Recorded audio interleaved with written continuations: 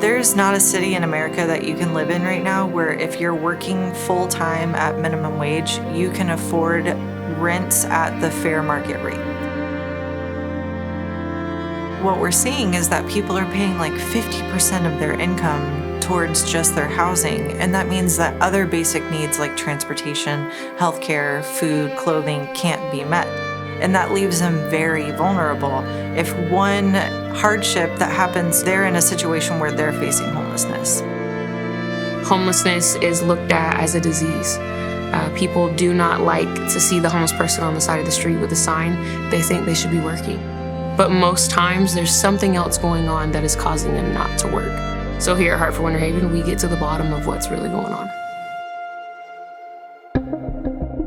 Some people think the problem is just substance abuse or mental health or people just wanting a handout. That is not necessarily the full scope of the problem. It's actually a 1% of the problem. There's this whole other area of invisible homelessness that people don't realize. They have been homeless because their parents were homeless and they grew up as a child homeless, so they're having children and they know no better. We do get some cases of domestic violence where women are fleeing their abusers, and it's hard for a woman with no resources to find housing and then get away. Part of the problem is lack of education and lack of awareness, and then also lack of people supporting you.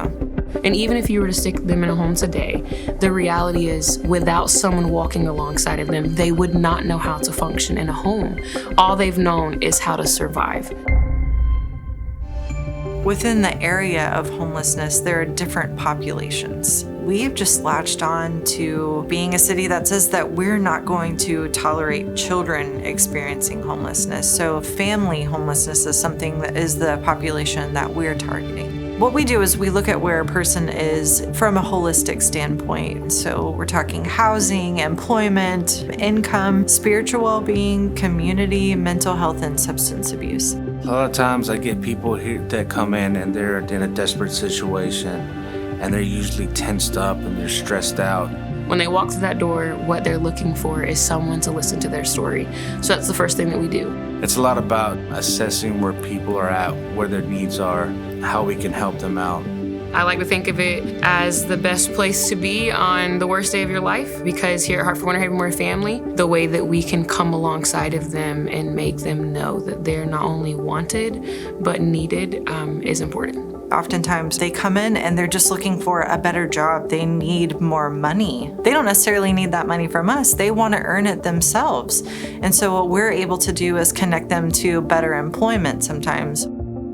Hartford Winter Haven is like this umbrella, right? And under the umbrella, we're able to offer client services, transformational programs such as Jobs for Life, Faith and Finances, as well as counseling services through the Center for Wellbeing.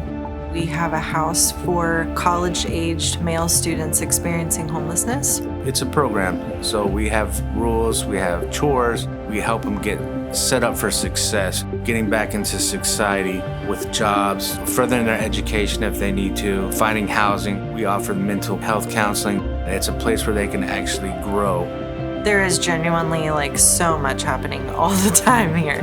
We're reaching so many people already, but our goal is to reach more, as many as we possibly can.